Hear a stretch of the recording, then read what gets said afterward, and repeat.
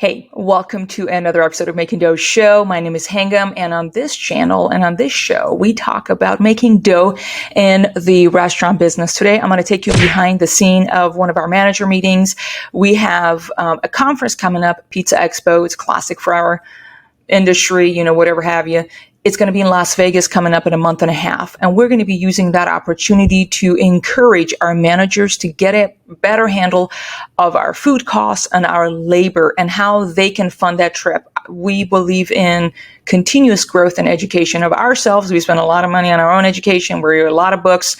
There is so much to learn as business owners, and we also require our managers. We think it's very good for them to go send them out to conferences and for them to experience new things, going to nice restaurants so they know how that feels like and tastes like. So that's part of sending them to Pizza Expo and using that as an opportunity to encourage them, to challenge them, to push a little bit and have an incentive, have a carrot that they are working towards and earning that. And I think it's always good to also talk about numbers. I feel like we talk about numbers all the time in our household with my husband when it comes to our restaurant. However, a lot of our managers may not fully understand the impact of a 1% here, 0.5% here has huge impact. So I hope that you find value in this show as I am going over the numbers, trying to show our team members how they can save on labor, how they have an opportunity to save on cost of goods sold and all of that in between, and how much it takes to make a restaurant profit. Because as I say here is that we make a lot of money in this business, but we also spend a lot of money. So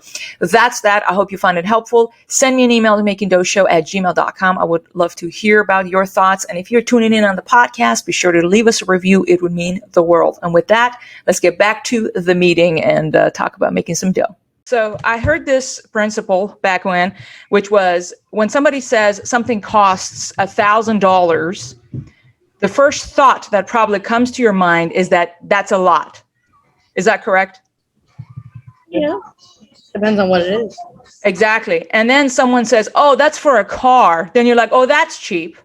So everything is relative. So for example, it's not about the $1,000. Whenever value exceeds price, people pay. The value that is perceived for a car is way more than $1,000. So that's just the concept we want to talk about. And I'm going to connect that, of course, to being able to fund this trip for you guys. So as you all know, not everything in the business is under our control. There's a lot of factors that are not in our control, particularly in the context of you guys as managers. Not everything is in your control. So we cannot stress and worry about things we cannot control. However, as managers, you guys do indeed have control over a few things that are very big. And I wanted to say, do not underestimate the power you guys have on things that you can control. What did I just say? Underestimate the power of what we can control. Exactly. So you guys have certain things that you control, and that is a big one. So I wanted to go over this. It's also in the sheet that I gave sent to Chris to print for you guys, because I'm going to go over some numbers. This is a common concept. It's called the concept of 100 pennies. And we're going to apply that to the concept of our business. If you guys have pen and paper in front of you, you can write it. Okay, perfect. So the case for 100 pennies is that out of $100 that the business makes and or $1,000, it's 100%. So it's just kind of for easy math. Out of every 100 pennies that we have in the business, an average 30 pennies goes for labor. That includes taxes and FICA and SUDA and whoever those stuff are, Social Security and stuff. 30 pennies goes to cost of goods sold. That includes food and non-food like chemicals, gloves, pizza boxes, Parmesan packets, all of that. So what are we at right now, Vanessa? 60%. 60% is those two. Do you guys know what that is called? Those two items combined together, it's called Prime costs. Prime cost. Prime cost. So you've heard that many times. Industry standard for our pizza industry is less than 60%. That's a healthy range of those two numbers to be in. So everything makes sense. So beyond that, we spend about 8 to 10 on average for rent and water bill, depending on if it's $1,000, if there's a leak. So about 8 pennies or so we spend on rent out of every 100 pennies. Then average is about 10 pennies we spend on marketing, admin, our virtual assistant team, repairs like plumbing today, equipment, things break sadly all the time, Spectrum, credit card processing, our phones, internet, gas, electric bill, and all of our business insurances, workman's comp, our licenses, on all of that. That's about 10% every month, every whatever, out of every 100 pennies. What are we at now, guys? 70. 70. Okay. Yeah. Math I in didn't hear the other 8. 60, 70, we're about 80 something. So 5% is usually what Matt and I collect like a salary. It's fixed. Then beyond that, everything else we save. We save it for emergencies, and also we save it for investment, because if we have to buy another make line, or we have to, last year we spent a lot in redecorating stuff. We bought make lines, we bought new ovens for Shirts location and or a third location. So the rest goes into savings. So does those numbers make sense? Yeah. Okay. So average restaurant, it's a classic industry. Average restaurant profit margin is about 10%. That's kind of is what it is. It could be steakhouses, 6%, up to 14, 15%. So we're going to go for easy math, 10%. So that means, for example, if last month we bonused the team as a whole, $5,000, that is the profit associated with how much in sales? You just put a 0 next to it. You see what I'm saying?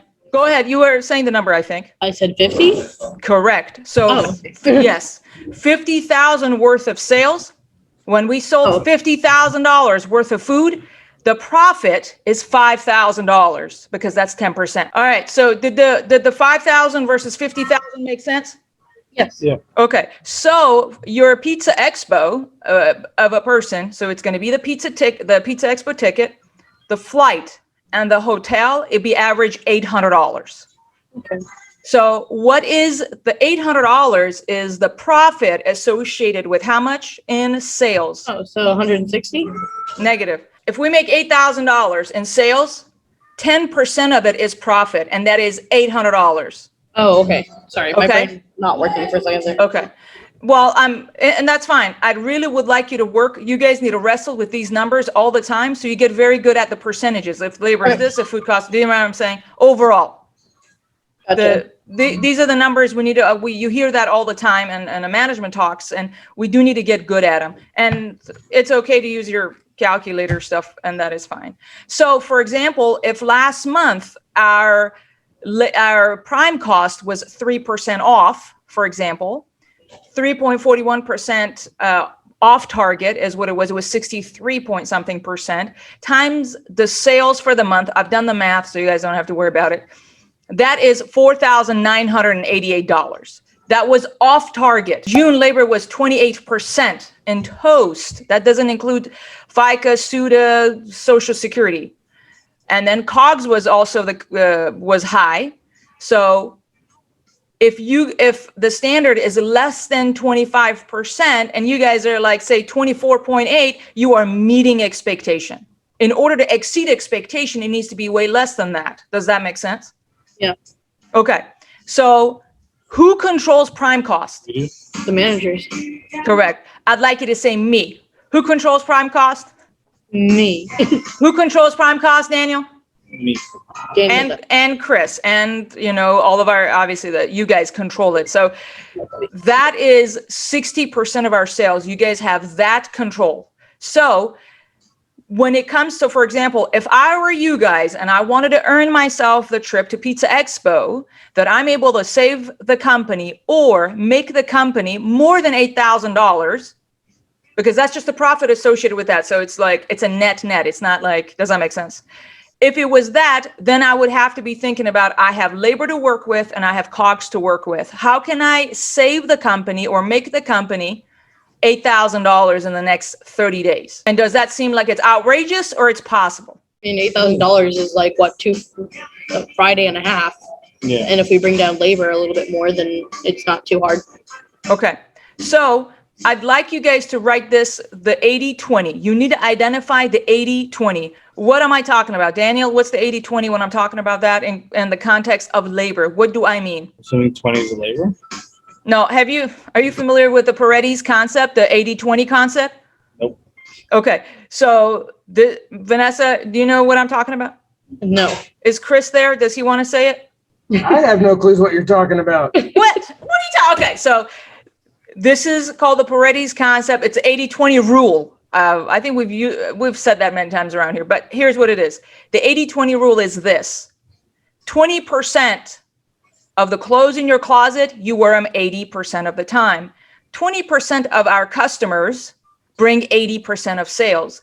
20% of our team carry 80% of the load. This is like a very well-known, it's like 80-20 rule. So what's going to have the most impact? What's the 20%? What's something that we can identify? So when it comes to COGS, what's the one thing that we can control that's going to have 80% impact? Is it going to be jalapenos, Daniel?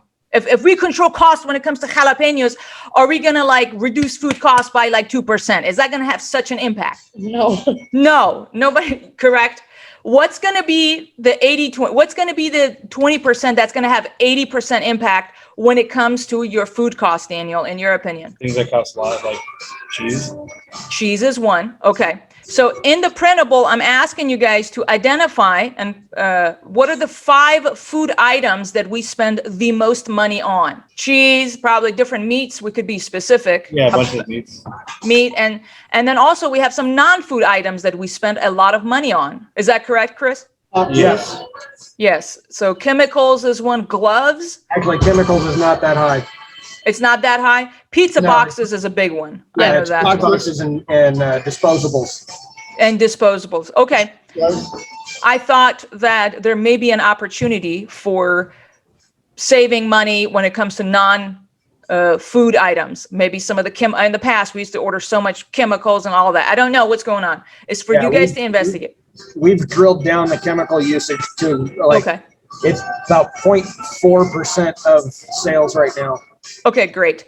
I was just making a suggestion to look at opportunities there and or the 5 food items. So then that's with the COGS. You guys, we spend a lot of money on that. So find opportunity. Back in the day, we used to have managers at hand. We had every now and then they would go in there and say, hey, spaghetti, we spent, I'm making stuff up. Like the ground chicken, we're spending this much on, but there's another brand that is almost similar. I mean, we do that, and I know Chris does that. Maybe there is some opportunity there. You guys need to find an opportunity that's going to save the company money with COGS. Then same as with the labor.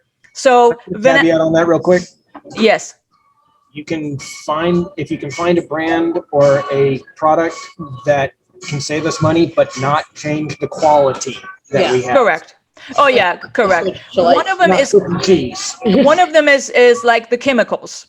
Nobody, is this degreaser or that degreaser or fabuloso or blah blah blah. Some of the chemicals nobody cares about, or the gloves we've switched around because that doesn't necessarily directly affect the guest. And yes, I agree with you. We're not compromising on the quality. Vanessa, I wanted to ask you this question: if we save $10 a day on labor, do you have your phone? Your calculator? Yeah. Okay. What's the impact of $10 in labor in a year? If you save $10 a day times 365. Well, it'd be $3,650. Correct. So 10, yeah. Yeah. So $10 a day is drivers, instead of leaving at 8:30, leave at 8 o'clock when they're scheduled. Yeah. 2 drivers, that's $10 right there. Being on top of stuff like that.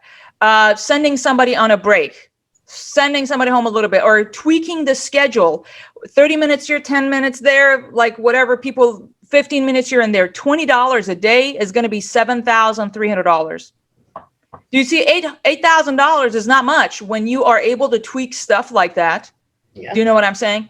So then what's going to have the most impact when it comes to labor is looking at all the closing times. There is an opportunity to save on labor during closing times, or making sure people leave at the correct time, and or if people have longer shifts, they take breaks, and or. So you guys need to look for opportunities. During this talk, what I want to bring to your attention is that, first off, Matthew and I want to send you guys all to Pizza Expo. That's our desire. We would like to challenge you guys to help us out, and let's work together and find the 8,000 that each one of you is required. So we need to bring 8,000 of sales, for which 800 is a profit, to send each one of you out to Pizza Expo. So Think about how can you make or save the company $8,000. That was the premise of the example, and it's going to be knowing our COGS, knowing our numbers. Labor and food costs is pretty much what you guys have control over. The rest you don't necessarily control. The water heater went down. It's what it is. I don't know how much it's going to cost really, but I think it's $1,500. $1,500. So There's our tickets right there. Sorry. so that's the profit associated with $15,000 worth of sales. Do you see that? So we make a lot of money and we spend a lot of money around here. So that's why we need to really have a handle on our financials. So that's part of that. Do you guys have any feedback? What are your thoughts on what I'm talking about? Yeah, I think we'll be able to figure something out. Okay. Understand. I have okay. ideas already. I'm just gonna wait to talk about them. Sounds good. I'd like you guys to work together and on a daily basis, every shift that you're on, document in the logbook and say, I made sure this happened. Whatever it was.